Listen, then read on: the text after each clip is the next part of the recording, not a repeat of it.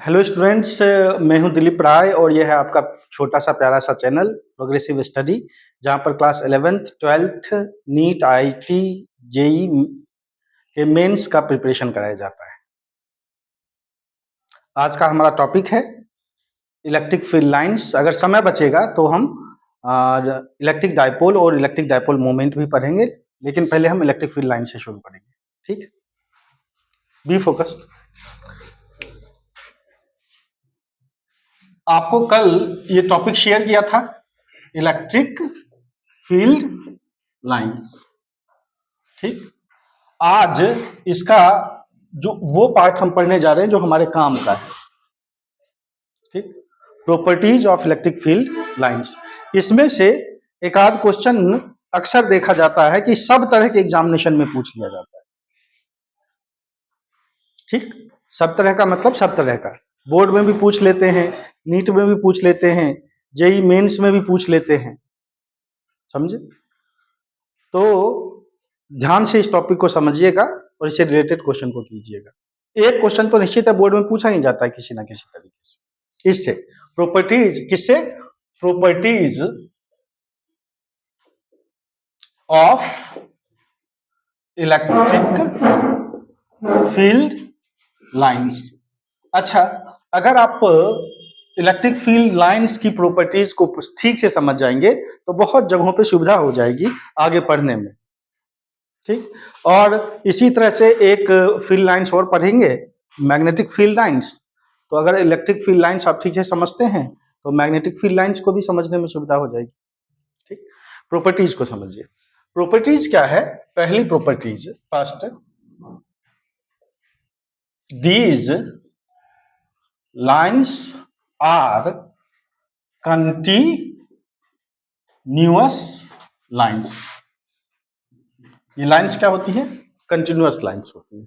अब यहाँ कंफ्यूजन होता है, क्वेश्चन यही बन जाता है।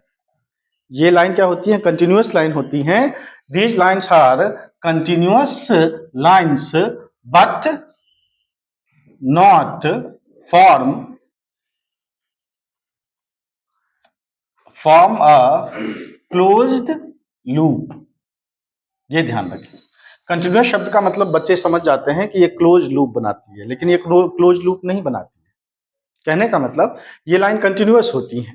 ठीक, एक प्रॉपर्टीज और लिख दूं तब समझाऊंगा। दूसरा, these lines are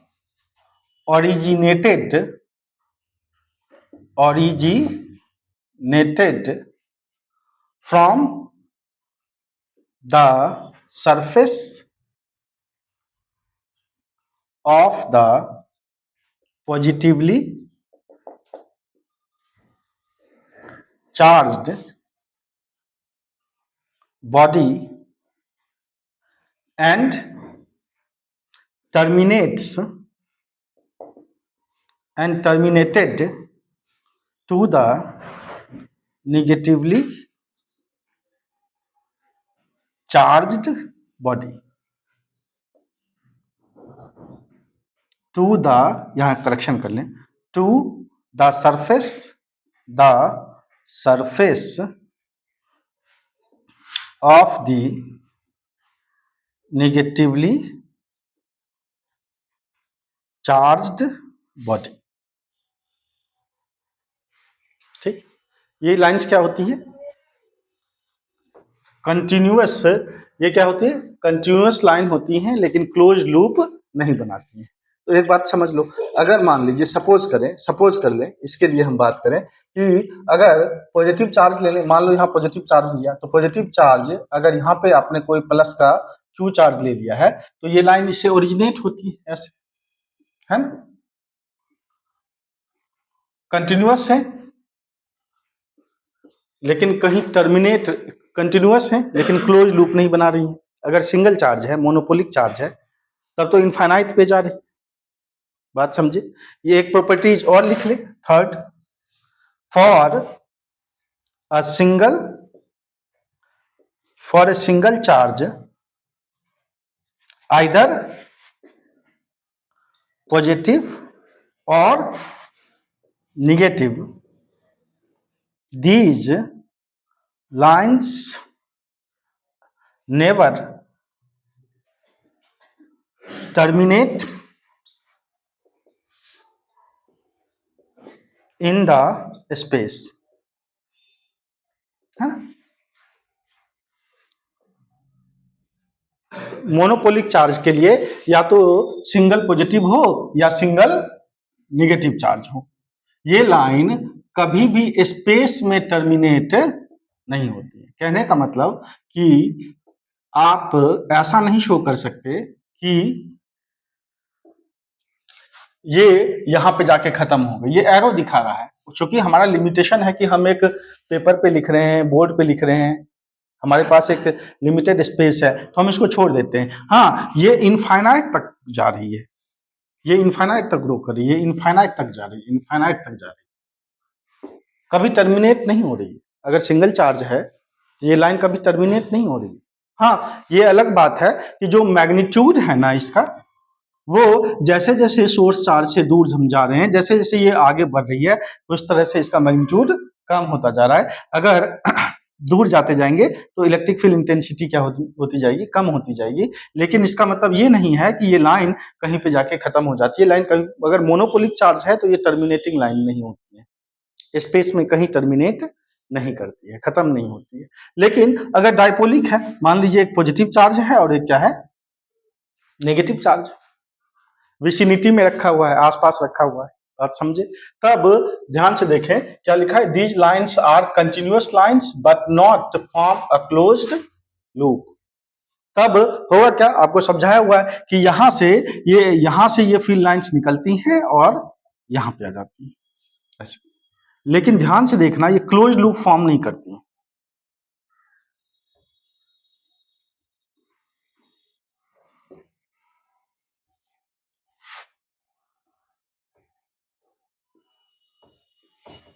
close loop नहीं फॉर्म करती है। क्या लिखा हुआ है, दीज लाइन से, ध्यान से देखें, आगे लिखा हुआ है, these lines are originated from the surface of the positively charged body.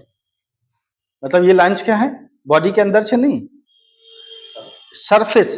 अगर पॉजिटिवली चार्ज बॉडी है तो पॉजिटिवली चार्ज बॉडी के सरफेस से इमर्ज कर रही हैं, सरफेस से निकलती हैं, ओरिएंट होती हैं, और निगेटिवली चार्ज बॉडी के सरफेस पे ही टर्मिनेट होती हैं। ऐसा नहीं है। मैग्नेटिक फील्ड लाइंस आपने देखा होगा, याद है, सोलेनॉइड आपने पढ़ा होगा, तो वहां पे मैग्नेटिक फील्ड लाइंस की थोड़ी चर्चा हुई है। मान लीजिए इलेक्ट्रिक करंट ऐसे पास कर रहा है, इलेक्ट्रिक करंट क्लास 10th में आप पढ़ते हैं, तो ये कंटिन्यूअस कर्व बनाता है ना, ध्यान है, magnetic field lines continuous curve बनाते हैं। और ये क्या होता है, डिसकंटिन्यूअस कर्व बनाता है। कंटिन्यूअस कर्व बना रहा है लेकिन क्लोज लूप नहीं बना रहा है, क्लोज लूप नहीं होता है। एक क्वेश्चन यही होता है, बच्चे सोचते हैं क्लोज लूप, नहीं, क्लोज लूप तब होता ना जब ऐसे करके यहां आ जाता। लॉजिक समझे, क्लोज का मतलब गया भी और आया, तब क्लोज लूप हुआ। ये कंटिन्यूअस कर्व्स होती हैं लेकिन क्लोज लूप नहीं बनाती हैं। मोनोपोलिक चार्ज के लिए ये कभी भी स्पेस में कहीं भी टर्मिनेट नहीं करती हैं, तो स्पेस में खत्म हो जाएंगी, ऐसा कुछ नहीं है, बात समझे। जैसे यहाँ पर है, या इसका मतलब यहाँ से थोड़े शुरू हुआ है, ये तो इशारा है कि ये इनफाइनाइट से आ रहा है, बात समझ पा रहे हैं। ऐसा नहीं है कि यहाँ से आ रहा है, यह हमारा लिमिटेशन कि हम पेपर के ऊपर लिख रहे हैं इसलिए इस बात को कह रहे हैं कि यहाँ से हमने ले लिया, हम अपने, हमारा लिमिटेशन है।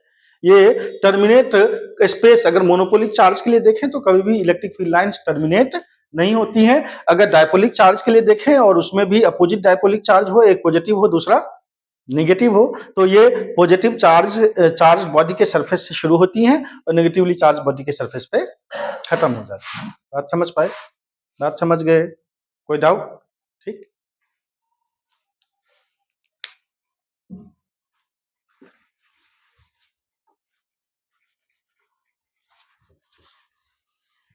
वास्तव में ये लाइन है क्या? ये लाइन कुछ नहीं है, एक इमेजिनेशन है। ये बस वही कि अगर किसी टेस्ट चार्ज को किसी इलेक्ट्रिक फील्ड के अंदर छोड़ दिया जाए तो वो टेस्ट चार्ज फ्रीली जैसे मूव करता है उसी पाथ को ट्रेस कर लिया जाता है। नहीं, कल यही समझाया हूं, ठीक, ऐसा कुछ है नहीं। ठीक, फोर्थ, चौथी properties, these lines are perpendicular perpendicular to the surface of the charged body. ये लाइन क्या होती है? चार्ज बॉडी के सरफेस पे परपेंडिकुलर होती है। बात समझे? हमेशा अगर आप कहीं भी बनाएंगे ऐसा क्वेश्चन दे दिया जाता है बोर्ड में, एक एनसीईआरटी में भी ऐसा क्वेश्चन दिया हुआ है। बात समझे कि मान लीजिए कि ये एक चार्ज बॉडी है, मान लो कि ये क्या है, एक चार्ज बॉडी है, एक स्फेरिकल चार्ज बॉडी है, तो कभी भी ये लाइन क्या होती है? सरफेस के ऊपर परपेंडिकुलर होती है। आप सरफेस के ऊपर परपेंडिकुलर कैसे बनाएंगे? यहाँ पे क्या ड्रॉ करेंगे? टेंजेंट, और टेंजेंट के ऊपर 90 डिग्री होगा तो परपेंडिकुलर हो जाएगा। जिस पॉइंट पे आप उसको ड्रॉ करना चाहते हैं वहां टेंजेंट ड्रॉ करेंगे और उसके ऊपर, इसलिए कभी भी आप अगर इलेक्ट्रिक फील्ड लाइंस बनाएं तो ध्यान रखें कि आप क्या बनाएं? परपेंडिकुलर बनाएं। बात समझ आए? चाहे अगर पॉजिटिव है तो आउटवर्ड्स बनाएं और निगेटिव है तो इनवर्ड्स। अगर मान लीजिए कि निगेटिव है तब क्या बनाएं? इनवर्ड्स बनाएं, अंदर की तरफ तीर लगा दें। बात समझ पाए? बात समझे? कोई डाउट? कोई डाउट? हमेशा परपेंडिकुलर होती है। अब यहाँ पे एक क्वेश्चन आता है कि क्यों परपेंडिकुलर होती है? बात समझे? क्यों? वाई? तो परपेंडिकुलर होने के पीछे का कारण क्या है? जस्ट सपोज कर लो, माना ये एक चार्ज बॉडी है और हम पढ़ के आ रहे हैं कि चार्ज बॉडी के सरफेस के ऊपर चार्ज का जो डिस्ट्रीब्यूशन होता है वो क्या होता है? यूनिफॉर्म होता है। ये बात हम पढ़ के आ रहे हैं। तो सपोज करो, मान लो कि यहाँ पे एक टेस्ट चार्ज रख दिया आपने Q नॉट, मान लो, सपोज कर लो, तो यहाँ इसकी वजह से जो इसके ऊपर फोर्स लगेगा वो किस डायरेक्शन में लगेगा? इस डायरेक्शन में। और सपोज कर लो कि इसके बगल का चार्ज ये है, इसकी वजह से जो फोर्स लगेगा वो इस डायरेक्शन में, और इसकी यहाँ जो चार्ज है इसकी वजह से जो फोर्स लगेगा वो इस डायरेक्शन में। ये मान लो F1 है, ये F2 है और ये क्या है? F3। सपोज कर लो। बात समझ गए? बात समझे? ठीक। तो जो चार्ज का यहाँ पे डिस्ट्रीब्यूशन, वैसे तो मान लो इसके बीच में बहुत सारे चार्जेज है, लेकिन हमने मान लिया इक्वल डिस्टेंस पे ये ले लिया, इक्वल डिस्टेंस पे ये ले लिया। जो मेन चार्ज हमने यहाँ पे लिया था जिसके ऊपर ये परपेंडिकुलर, ठीक, ये पॉइंट जिसके जस्ट इक्वेटोरियल प्लेन में था, जस्ट इसके ऊपर था परपेंडिकुलर, जहां से लाइन ड्रॉ करते थे इसके ऊपर क्या हो जाता? परपेंडिकुलर। वहां से इक्वल डिस्टेंस पे एक पॉइंट हमने ले लिया जहां पे एक चार्ज है और उतना ही चार्ज दूसरे पॉइंट पे है, क्योंकि इस पे इक्वल डिस्टेंस पे इक्वल चार्ज डिस्ट्रीब्यूटेड है। इसी को हम पढ़ के आ रहे हैं यूनिफॉर्म चार्ज डिस्ट्रीब्यूशन में। ठीक। तो अब इसकी वजह से जो F2 लग रहा है, इसका F2 का दो रिजल्टेंट हो जाएगा। मान लो ये एंगल क्या है? थीटा है, मान लो, तो ये थीटा है तो ये भी क्या होगा? थीटा ही होगा। तो यहाँ पे F2 की वजह से एक फोर्स ऐसे लग रहा है और एक फोर्स ऐसे लग रहा है। बात समझे? ये जो फोर्स है वो मान लें F2, अगर ये थीटा है तो क्या हो जाएगा? F2 साइन थीटा, और ये क्या हो जाएगा? F2 कॉस थीटा हो जाएगा। अरे छोड़ दो ना, F2 साइन थीटा और ये क्या हो जाएगा? F2 cos theta. और इस डायरेक्शन में जो फोर्स लग रहा है इसकी वजह से इसका दो रिजल्टेंट हो जाएगा, एक इस डायरेक्शन में और एक इस डायरेक्शन में। इस डायरेक्शन में क्या होगा? F3 साइन थीटा, और इस डायरेक्शन में क्या होगा? F3 cos theta. अब देखो F3 किसके बराबर है? F2 के बराबर मान ले F है। बात समझ पा रहे हैं? ठीक, जिसकी वजह से ये F2 साइन थीटा और F3 साइन थीटा एक दूसरे को कैंसिल आउट कर देंगे। ठीक, अब इस पॉइंट पे नेट जो फोर्स लग रहा है वो इसकी वजह से F1, इसकी वजह से कितना? F2 cos थीटा, और इसकी वजह से इसी डायरेक्शन में F3 cos थीटा। तो नेट फोर्स तो इसी डायरेक्शन में लगेगा। तो यहाँ कोई टेस्ट पॉइंट चार्ज को लाके छोड़ दोगे तो नेट इसी डायरेक्शन में मूव करना चाहेगा। वही घटना इसके ईच एंड एवरी पॉइंट पे हो रही। बात समझ गए? बात समझ में आया? तो इसलिए हमेशा जो इलेक्ट्रिक फील्ड लाइंस होते हैं वो क्या होते हैं?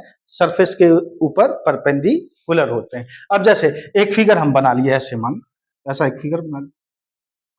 अब मान लो इससे इलेक्ट्रिक, ये पॉजिटिवली चार्ज बॉडी है, क्या है ये? मान लो ये पॉजिटिवली चार्ज बॉडी है, यूनिफॉर्म डिस्ट्रीब्यूशन ऑफ चार्ज हो। बात समझे? ठीक। अब यहां से जो, अगर यहाँ का टेंजेंट मान लो यहाँ पे हमने ड्रॉ किया तो यहाँ से इलेक्ट्रिक फील्ड लाइन ऐसा है, और यहाँ पे अगर हमने टेंजेंट ये ड्रॉ किया है तो यहाँ से क्या है? ऐसा है। अगर यहाँ पे हम टेंजेंट ड्रॉ कर रहे हैं, ये टेंजेंट इसका हो गया, मान लो इस पॉइंट पे ड्रॉ कर लेते हैं, इलेक्ट्रिक फील्ड लाइन्स ऐसा हो जाए। बात समझ पा रहे हैं? बात समझिए। और अगर यहाँ टेंजेंट ड्रॉ कर लें तो इलेक्ट्रिक फील्ड लाइन्स ऐसा हो जाएगी। यहाँ पे टेंजेंट ड्रॉ कर लें तो इलेक्ट्रिक फील्ड लाइन्स ऐसा हो जाएगा। यहाँ पे टेंजेंट ड्रॉ करें तो इलेक्ट्रिक फील्ड लाइन्स ऐसा हो जाएगा। लॉजिक समझ रहे हैं? बात समझे। अगर uniform symmetrical distribution of charge uniform body के ऊपर है, ये एक नॉन यूनिफॉर्म है, ये सिमेट्रिक बॉडी नहीं है, ये क्या है, एक सिमेट्रिक बॉडी है। बात समझ पाए? ये सिमेट्रिक बॉडी नहीं है। तो तब तो चलो ठीक है, लेकिन ऐसा क्वेश्चन पूछ दे, कभी ऐसा पूछ दे, जैसे एक क्वेश्चन ऐसा एनसीईआरटी में दिया हुआ है कि ऐसा फिगर बना दिया है और यहाँ पे चार्ज का डिस्ट्रीब्यूशन कर दिया है। बात समझे? यहाँ पे चार्ज का डिस्ट्रीब्यूशन कर दिया, अब बोला है ऐसे इशारा कर दिया, इससे इसमें ऐसे कर दिया है, यहाँ पे कहीं पे ऐसे कर दिया है, कहीं पे ऐसे कर दिया है, ये बोलेंगे क्या ये सही रिप्रेजेंटेशन है? नहीं, ये सही रिप्रेजेंटेशन नहीं है। क्यों? क्योंकि इलेक्ट्रिक फील्ड लाइन्स हमेशा सरफेस के ऊपर परपेंडिकुलर होती हैं। किसी सरफेस के ऊपर परपेंडिकुलर ड्रॉ करने के लिए जिस पॉइंट के ऊपर आप परपेंडिकुलर ड्रॉ कर रहे हैं उसके ऊपर टेंजेंट ड्रॉ करें और टेंजेंट के ऊपर 90 डिग्री का एक परपेंडिकुलर ड्रॉ करें, वही उसके इलेक्ट्रिक फील्ड लाइन्स के डायरेक्शन को रिप्रेजेंट करेगा। बात समझ में आ गया? बात समझे? कोई डाउट? तो इस तरह से एक किसी तरह से अगर कोई क्वेश्चन पूछ दे तो उसका ध्यान रखेंगे कि क्या पूछा जा रहा है।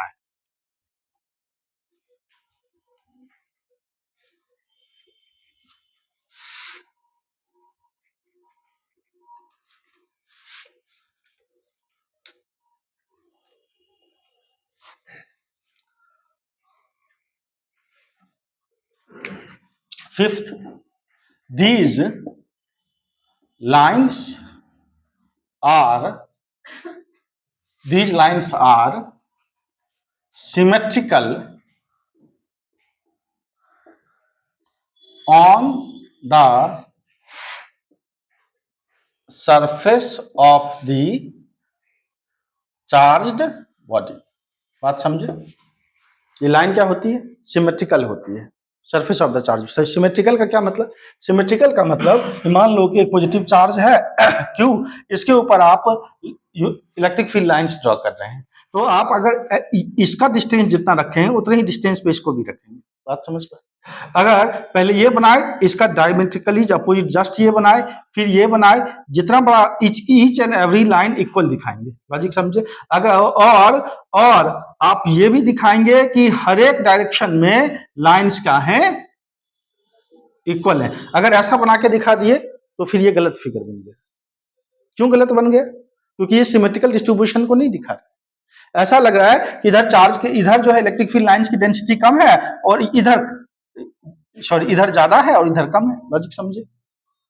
ऐसा नहीं होता, क्योंकि सरफेस के ऊपर तो यूनिफॉर्म चार्ज डिस्ट्रीब्यूटेड है। बात समझे? तो कभी भी इलेक्ट्रिक फील्ड लाइंस बनाए तो अगर मोनोपोलिक चार्ज के लिए बनाए तो हमेशा इस बात का ध्यान रखें कि आपको कहीं भी डेंसिटी ज्यादा या कम नहीं दिखनी चाहिए। बात समझ पाए? बात समझे? डेंसिटी, क्योंकि जस्ट हमने जब इसको फैराडे से कंटिन्यूअस में कन्वर्ट किया तो हमने इस बात को डिसाइड किया कि density of electric field lines represent करेगा इलेक्ट्रिक फील्ड इंटेंसिटी को, कि अगर डेंसिटी ज्यादा है तो ज्यादा होगा और डेंसिटी अगर इलेक्ट्रिक फील्ड लाइन अगर इलेक्ट्रिक फील्ड लाइंस की डेंसिटी ज्यादा है तो इलेक्ट्रिक फील्ड इंटेंसिटी ज्यादा होगी और कम है जिस पॉइंट पे तो कम होगा। अगर आप इसको यहाँ ड्रॉ नहीं करेंगे तो आप जो क्या होगे, गलत, अपने थॉट से गलत होगे, क्योंकि यूनिफॉर्म तब अगर चार्ज यूनिफॉर्म डिस्ट्रीब्यूटेड है तो लाइंस की density each and every direction में सेम होनी चाहिए। बात समझ पाए? ठीक। तो कभी भी इलेक्ट्रिक फील्ड लाइंस ड्रॉ करें तो इसका ध्यान रखें ये स्पेसिंग इक्वल होना चाहिए, ये 90 डिग्री पे होना दिखना चाहिए उस पॉइंट के ऊपर। बात समझे? और दो के बीच में, इसके बीच में जो एंगल है वही इसके बीच में, वही इसके बीच में, वो सेम दिखना चाहिए। समझ गए बात को? बात समझ में आ गया? कोई डाउट? कोई डाउट? Next topic.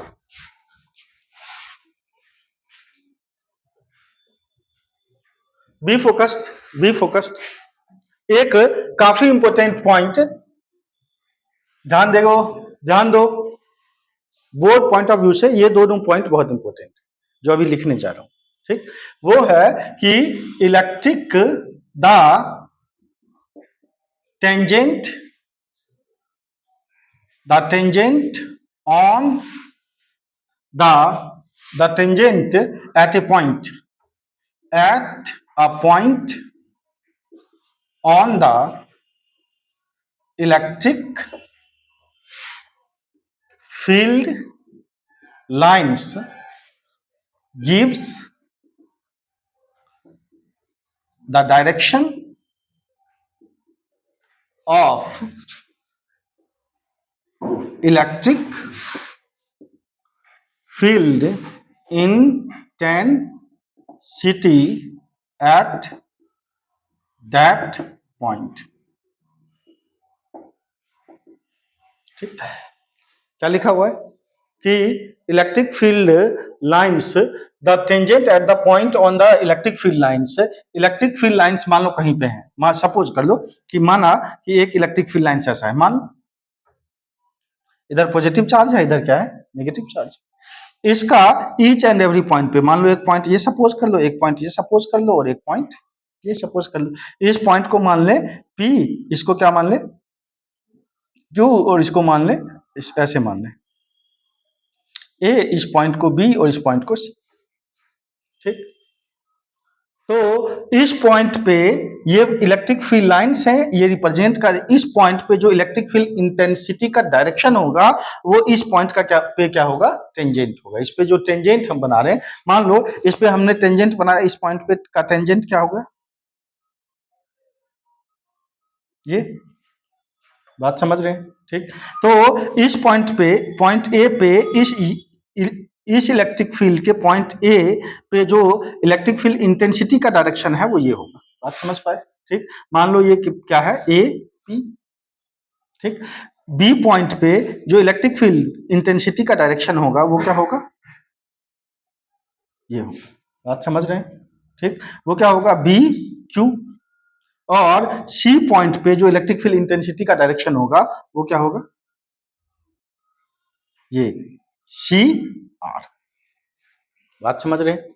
स्वाभाविक सी बात है, जब भी कोई कर्व लाइन होता है तो कर्व लाइन पे डायरेक्शन हमेशा क्या होता है, टेंजेंट पे होता है।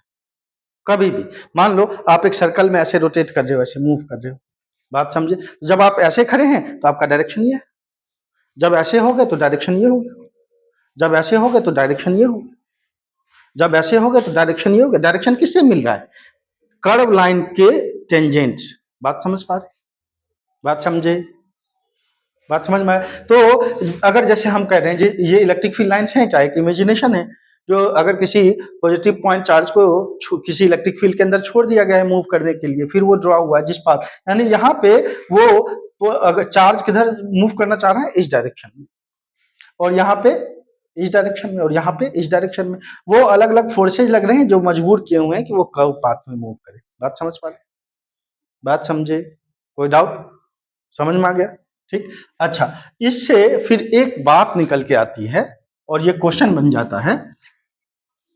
वो बात ये है कि 7th, two electric field lines never cross each other,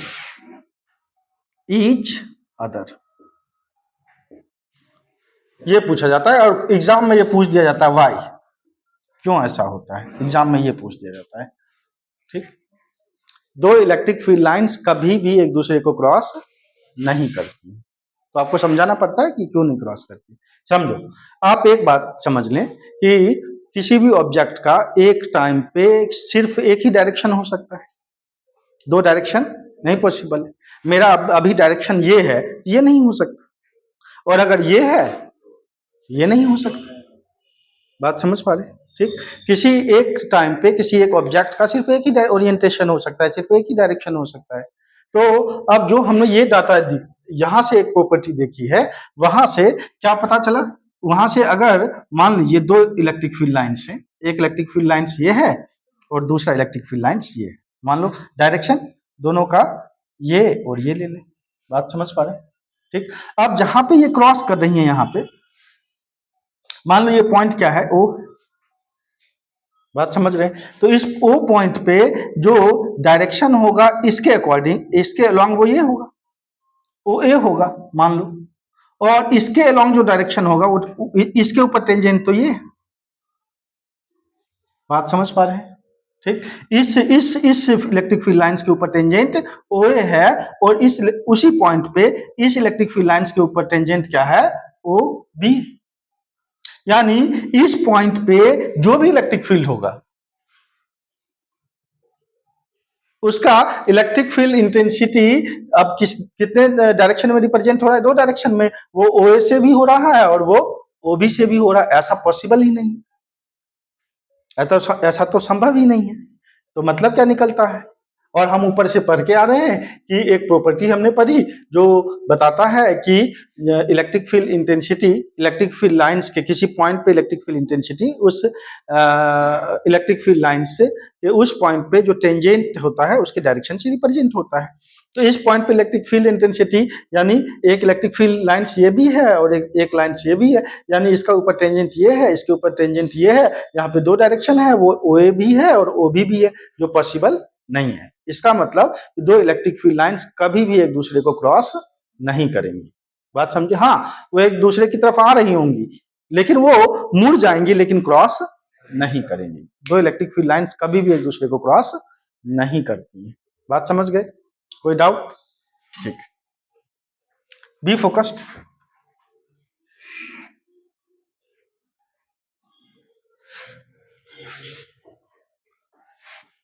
ध्यान से देखें, ध्यान से देखें। एट्थ, द स्ट्रेंथ, ये भी जोड़ दें, the strength of electric field, जिसको आप कहते क्या है, electric field intensity is given by the density of the electric field lines। बात समझी? ये तो पहले भी समझा के आ रहा हूं, इसमें कोई समझाने की आवश्यकता है नहीं। ठीक, नाइन्थ, मैग्नीट्यूड, ये समझ गए ना बात को? इसको तो समझाना, जैसे हम पढ़ के आ रहे हैं कि डेंसिटी, फैराडेज लॉ, हमने अभी जस्ट डिस्कस किया कि बात किसने कही थी, ये बात की शुरुआत किसने की थी, फैराडे ने। फैराडे ने कहा कि देखो पास में डेंसिटी ज्यादा है तो बड़े वेक्टर लाइन से रिप्रेजेंट करेंगे और दूर जाने पे डेंसिटी कम होती जाएगी तो उसको छोटे वेक्टर लाइन से रिप्रेजेंट करेंगे, ऐसे करके। बाद में लोगों ने कहा कि इसको हम कंटिन्यूअस लाइन के तौर पे भी रिप्रेजेंट कर सकते हैं। कंटिन्यूअस लाइन के तौर पे रिप्रेजेंट करने के लिए लोगों ने क्या कहा, बोला अब ये दो चीजों को रिप्रेजेंट कर रहा है। एक क्या रिप्रेजेंट कर रहा है, इलेक्ट्रिक फील्ड इंटेंसिटी के डायरेक्शन को भी रिप्रेजेंट कर रहा है और मैग्नीट्यूड को भी रिप्रेजेंट कर रहा है। मैग्नीट्यूड का मतलब ये बड़ा लाइन बता रहा है कि पास में इलेक्ट्रिक फील्ड इंटेंसिटी ज्यादा है और छोटा लाइन बता रहा है कि दूर जाने पे इलेक्ट्रिक फील्ड इंटेंसिटी कम है। हमने क्या किया, इसी लाइन को, बाहर के लोगों ने इस लाइन को कंटिन्यूअस कर लिया और बोले अब अभी भी डायरेक्शन तो पता चल ही रहा है और डेंसिटी, जो स्ट्रेंथ ऑफ इलेक्ट्रिक फील्ड है उसको हम इलेक्ट्रिक फील्ड लाइंस की डेंसिटी से बता सकते हैं। पास में डेंसिटी ज्यादा है और दूर जाने पे डेंसिटी कम है। बात समझ पा रहे? तो इसका मतलब पास में इलेक्ट्रिक फील्ड इंटेंसिटी ज्यादा है और दूर जाने पे इलेक्ट्रिक फील्ड इंटेंसिटी कम है, यानी the strength of electric field lines. इसका मतलब क्या, इसको आप ऐसे भी कह सकते हैं, ऐसे भी कह सकते हैं, इसको ऐसे लिख सकते हैं कि electric field intensity is directly proportional to what, density of the electric field lines. नहीं, बात समझ पाए? इलेक्ट्रिक फील्ड इंटेंसिटी क्या है, डायरेक्टली प्रोपोर्शनल है किसके, density of the electric field lines. कोई डाउट? कोई डाउट? ठीक, आगे बढ़े, आगे बढ़े। किसी पॉइंट में किसी को डाउट भी है? नहीं ना? अब थोड़ा सा आगे की बात बताता हूं, ठीक है? ये तो हो गया कि कम से कम इतनी बात पता होनी चाहिए, ठीक।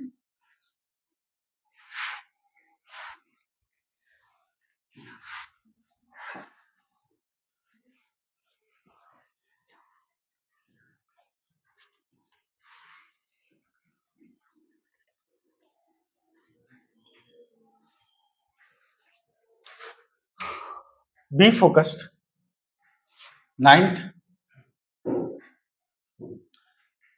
Electric field lines are attracted towards the negative charge and repelled from the positive charge। बात समझे? मतलब कि मान लो कि यहां से सपोज कर लो कि यहां से इलेक्ट्रिक फील्ड लाइंस ऐसे जा रही हैं, आगे बढ़ रही हैं। बात समझे? ठीक। और यहां पे कोई निगेटिव चार्ज है रखा हुआ, सपोज कर लो। बात समझे? तो होगा क्या कि ये फील्ड लाइंस आके इससे ज्वाइन हो जाएंगी ना, क्योंकि निगेटिव चार्ज है। बात समझे? और अगर मान लो कि ये भी आके इससे ज्वाइन हो जाएंगी, हो सकता है, संभव बात है। और यहां से अगर कोई फील्ड लाइंस जा रही हैं तो ये नहीं ज्वाइन होंगी, तो कम से कम इसकी तरफ अट्रैक्ट। लॉजिक समझे? सेम एनसीईआरटी में बेस्ड एक क्वेश्चन है इस पे। बात समझे? कम से कम क्या हो जाएंगे? अट्रैक्ट हो जाएंगे। और यही फील्ड लाइंस सपोज कर लो कि आगे क्या मिल गया इनको, कोई पॉजिटिव चार्ज मिल गया, सपोज कर लो। बात समझे? तो रिपेल हो जाएंगी। सो ये पाथ है ना, अगर मान लो ये क्या है, पॉइंट टेस्ट पॉजिटिव चार्ज है, पॉजिटिव चार्ज के पास आएगा तो इसको रिपेल करेगा। लॉजिक समझ पा रहे हो? बात समझे? कि जब क्या करती हैं ये लाइंस क्या होती हैं, नेगेटिव चार्ज से अट्रैक्ट होती हैं और पॉजिटिव चार्ज से रिपेल होती हैं। बात समझ गए? कोई डाउट? समझ में आ गया बात? ठीक।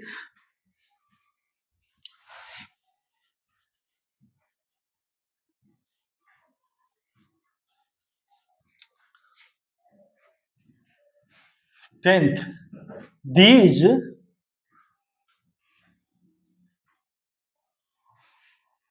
the parallel uniform and equispaced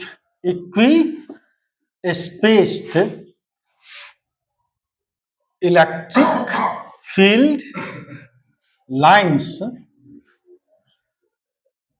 represent the uniform electric field. आने वाले टाइम पे हम सारा यूनिफॉर्म इलेक्ट्रिक फील्ड लेके काम करेंगे। बात समझे? अभी मैंने जब ऊपर बनाया तो याद आया कि ये तो बताया ही नहीं ये टॉपिक। अगर यूनिफॉर्म इलेक्ट्रिक फील्ड को आपको रिप्रेजेंट करना है तो यूनिफॉर्म इलेक्ट्रिक फील्ड किसे रिप्रेजेंट होती है, ध्यान से देखो। Parallel uniform and equi spaced. बात समझे?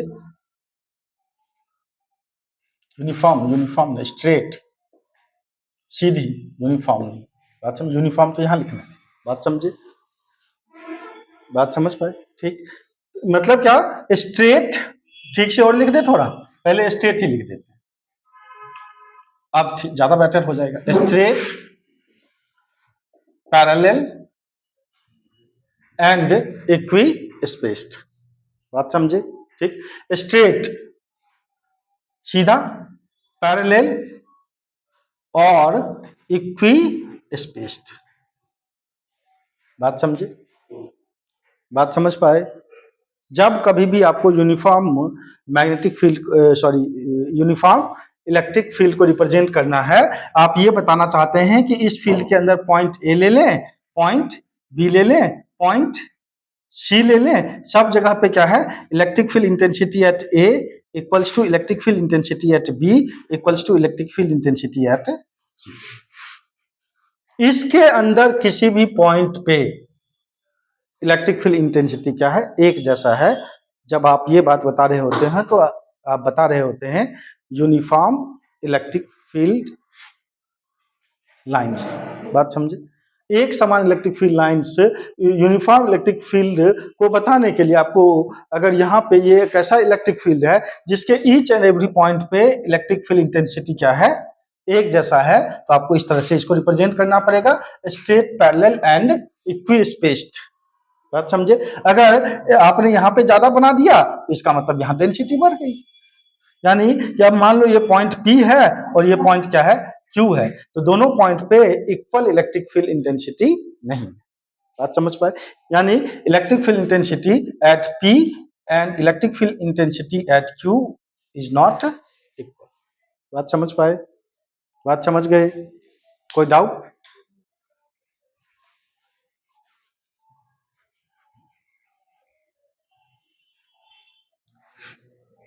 Be focused. एक प्रॉपर्टी और देख ले, ठीक? Electric field lines, electric field lines are directly proportional to the magnitude of charge। बात समझे? Electric field lines are directly proportional to the magnitude of charge. ये एनसीईआरटी में नहीं मिलेगा, एनसीईआरटी के ऊपर का चीज। बात समझे? ठीक। इलेक्ट्रिक फील्ड लाइंस है are directly proportional to the magnitude of charge. इसी के रिगार्डिंग फिर एक टॉपिक और बात कर ले, ध्यान देना, ये आपका नीट जेई का क्वेश्चन बनता है यहां से। ये है कि electric field lines are directly proportional to the magnitude of charge, और फिर electric field lines are electric field lines are subjective but electric field intensity is objective। देखो क्या बोला हूं, जरा समझो ध्यान से, ठीक? मान लीजिए, सपोज करें यहां पे एक चार्ज ले लिया आप, प्लस का क्यू ले ली, मान लो प्लस का क्यू चार्ज ले ली, ठीक? अगर ये प्लस का क्यू चार्ज है और इसे आप दो फील्ड लाइंस दिखा रहे हो, मान लो दो ही दिखा रहे हो, मान लो दो ही दिखा रहे हो, और यहां पे एक चार्ज है 2Q, प्लस का ही ले, बात समझ पा रहे हैं? ठीक, तो ये तो इंडिपेंडेंट है, आप इसको दो से दिखा दिए मान लो, ठीक? लेकिन जब 2Q को दिखाएंगे तो अब इसके रेलिवेंस में आप दिखाएंगे कि भैया अब आपको कितना दिखाना पड़ेगा, 4। बात समझे? बात समझ पाए? लॉजिक समझ में आया? अब कितना दिखाना पड़ेगा, 4 दिखाना पड़ेगा। और अगर इसको कितने से दिखाते, 4 से, तो इसके ऊपर चूंकि ट्वाइस ऑफ इलेक्ट्रिक चार्ज है इसके कंपैरिजन में, तो इसको कितने से दिखाना पड़ता, 8 से। इस तरह से अगर किसी बॉडी के ऊपर इलेक्ट्रिक फील्ड लाइंस आपको बना हुआ दे दे किसी एग्जाम में, तो आप यहां से चार्ज की वैल्यू कैलकुलेट कर सकते हैं, रिस्पेक्टिव वैल्यू कैलकुलेट करते हैं सकते हैं एक दूसरे के रिस्पेक्ट में। बात समझे? जैसे एग्जांपल समझे, इसी के लिए समझ लीजिए, ठीक? मान लो यहाँ पे मान लो इतना ही मान लो, ठीक? तो आपको अगर बोले Q1 बाय Q2 की वैल्यू निकालो, ऐसा फिगर बना के दे दिया गया, बोला Q1 बाय Q2 की वैल्यू निकालो। बात समझे? तो आप जानते हैं कि ये क्या है, डायरेक्टली प्रोपोर्शनल है। अगर मान लो मैं ये कहता हूं कि electric field lines are directly proportional to charge, तो electric field lines equals to constant into charge आएगा, जो भी कांस्टेंट है वो तो चर्चा का विषय अलग। Equals to Q1। Q1 क्या हो जाएगा? Q1 का मतलब यहाँ पे इलेक्ट्रिक फील्ड लाइंस अगर डायरेक्टली प्रोपोर्शनल है तो इस यहाँ जितनी फील्ड लाइंस है, मान लो यहाँ पे कितनी फील्ड लाइंस थे? 4, तो यहाँ पे कितनी फील्ड लाइंस है? 8। तो यानी वैल्यू क्या हो जाएगी? 1/2। Q1 equals to Q2 equals to twice of Q1। जहां पे ये पहले से नहीं पता है आपको, लॉजिक समझिए, बात समझ पा रहे हैं? फील्ड लाइंस बना के दे दिया गया और मैंने क्या बोला? रिलेटिव वैल्यू, एक की वैल्यू दूसरे के रिलेशन में, एक की वैल्यू दूसरे के रिलेशन में आप यहां से कैलकुलेट कर सकते हैं। With the help of electric field line से you can calculate the relative magnitude of the charges. बात समझ पा रहे हैं? बात समझे क्या बोला? रिलेटिव मैग्नीट्यूड ऑफ चार्जेस एक दूसरे के रिस्पेक्ट में बता सकते हैं फील्ड लाइंस को देख करके। बात समझ रहे हो?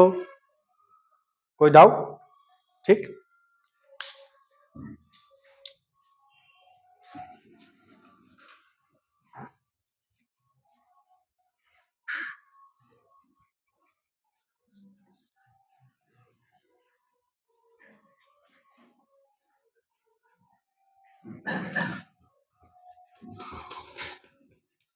क्या करते हो? घर पे जाते हैं, थक जाते हैं, किताब रख के सो जाते हैं?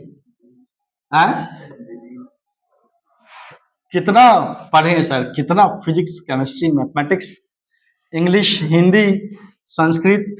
अब तो और अच्छे दिन आने वाले हैं आप लोगों के। अब सीबीएसई आपके लिए अच्छा दिन ला रही है। अच्छा, बिहार बोर्ड से है। वैसे सीबीएसई अब अच्छे दिन ला रही है, तो बिहार बोर्ड भी लाएगी धीरे धीरे। बिहार बोर्ड में तो वैसे ही अच्छे दिन है। समझे? अच्छे दिन ला रही है क्या? कि आपको मैथमेटिक्स के साथ ज्योग्राफी पढ़ना है तो पढ़ सकते हैं, है ना? जी, ज्योग्राफी के साथ आप मैथमेटिक्स ले लें, हिस्ट्री ले लें। आप फिजिक्स के साथ हिस्ट्री पढ़ना चाहें तो पढ़ सकते हैं। न्यू एजुकेशन पॉलिसी यही है ना? न्यू एजुकेशन पॉलिसी अजीब है, आप लोग तो ऐसे भी। नई शिक्षा नीति में ये जो सब्जेक्ट का बॉन्ड है वो खत्म हो गया। बात समझे? जल्दी ही इंप्लीमेंट हो जाएगा। इसलिए आने वाली जनरेशन के लिए क्या है शिक्षा नीति? कि आपको फिजिक्स मुश्किल लग रहा है, मैथमेटिक्स कट है, तो ठीक है, आप फिजिक्स नहीं पढ़ना चाहते हो तो मैथमेटिक्स पढ़ लो। केमिस्ट्री समझ आ रहा है तो केमिस्ट्री पढ़ लो। साथ साथ आपको हिस्ट्री भी पढ़ना है तो हिस्ट्री भी पढ़ लीजिए।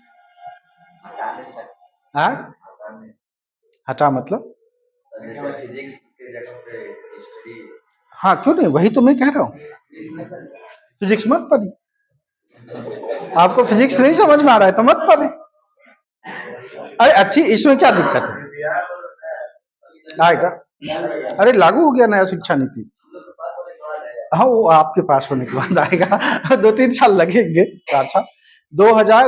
आप लोग क्यों नहीं थोड़ा कंसस रहिए चीजों को जानने के लिए। नई शिक्षा नीति क्या है हमारी? एनईपी, न्यू एजुकेशन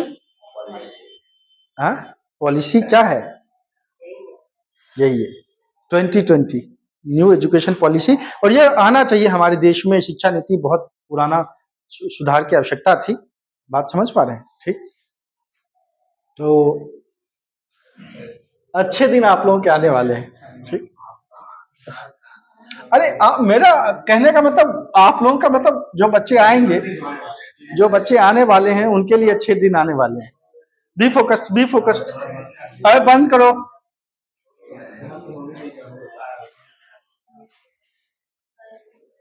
बंद कीजिए। बोर हो गए क्या? हैं? बंद किया? अच्छा चलो, बात करता हूँ।